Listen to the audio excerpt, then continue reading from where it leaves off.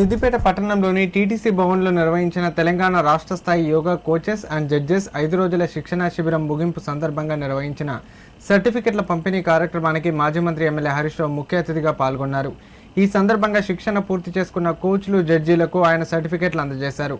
అనంతరం మాట్లాడిన హరీష్ రావు యోగా భారతీయ సంస్కృతి జీవన విధానంలో అంతర్భాగమని పేర్కొన్నారు. పాశ్చాత్య సంస్కృతి ప్రభావంతో మనం యోగాను విస్మరిస్తుంటే ప్రపంచ దేశాలు మాత్రం భారతీయ వారసత్వ సంపదైన యోగా ప్రాణాయామాన్ని ఆచరిస్తూ భారతదేశం వైపు చూస్తున్నాయని అన్నారు. శరీరం, మనసు, ఆత్మలను సమన్వయం చేసి ఏకాగ్రతను పెంచే అద్భుత సాధనమే యోగా అని చెప్పారు.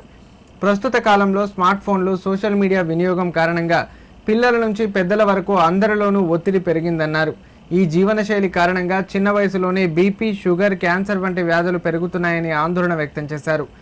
ఆరోగ్యం కోసం ఖరీదైన జిమ్లపై ఆధారపడకుండా ఎలాంటి ఖర్చు లేకుండా యోగాతో ఆరోగ్యాన్ని కాపాడుకోవచ్చని, శారీరక, మానసిక ఆరోగ్యాన్ని కాపాడుకోవడానికి యోగా దివ్య ఔషధంలో పనిచేస్తుందని హరీష్ రావు పేర్కొన్నారు. శరీరంలో వచ్చేటువంటి మార్పులకు, అనారోగ్యాలకు, అనేక రుగ్మతలకు ఒకే ఒక్క జవాబు యోగా.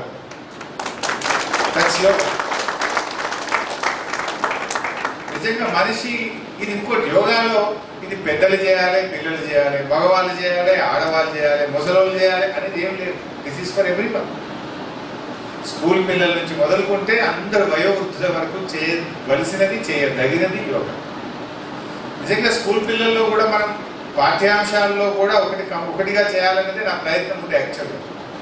ఎందుకంటే ఏకాగ్రత పెరుగుతుంది.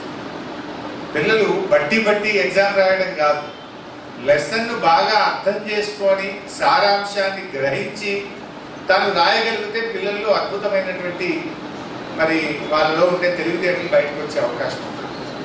ఇన్ఫ్యాక్ట్ మనం అమెరికా కానీ కొన్ని దేశాల్లో పోతే పిల్లలకు చిన్నప్పటి నుంచే పుస్తకాలు చదవడం బాగా నేర్పిస్తారు. చదవడం దే ఆల్వేస్ రీడ్. హాలిడే దొరికితే బుక్ చదువుతారు, టైం దొరికితే బుక్ చదువుతారు, కార్లో కూర్చుంటే బుక్ చదువుతారు, ఫ్లైట్లో కూర్చుంటే బుక్ చదువుతారు. కానీ మనమేమో మనకు అలవాటు చేయించలేదు మన పిల్లలకు. టైం దొరికితే అయితే ఇప్పుడు ఎందుకంటేమో కనీసం ఆటలు ఉండే కానీ ఇప్పుడంతా ఫోనే, ఆటలు బంద్ అయింది. టైం దొరికితే ఇక ఇది పట్టుకొని గేమ్స్ యూట్యూబ్లో ఆడుతూ, ఈ గేమ్లో ఆడుతూ, ఆ ఫోన్లో ఆడుతుంది.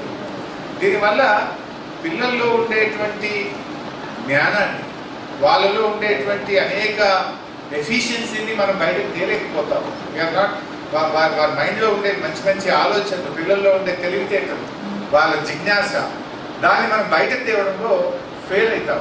ఇన్ఫ్యాక్ట్ ఇందులో అందరి తప్పు ఉందేమో, తల్లిదండ్రులు ఉండొచ్చు, ప్రభుత్వాలు ఉండొచ్చు, సమాజం ఉంది, అందరిది ఉంది. ఏ ఒక్కరినో బ్లేమ్ చేయడానికి లేదు.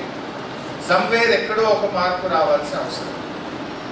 అందుకే ఇక నా దృష్టిలో అప్పుడప్పుడు నేను మా వాళ్ళకు కూడా చెప్తూ ఉంటాను, ఎమ్మెల్యే అంటే 4 రోడ్లు వేసి, 4 బిల్డింగ్లు కట్టి, 4 స్కూళ్ళు పెట్టి, 4 కాలేజీలు పెట్టి, 4 ఫంక్షన్ హాల్లో కమ్యూనిటీ హాల్లు కడితే డెవలప్మెంట్ కాదు.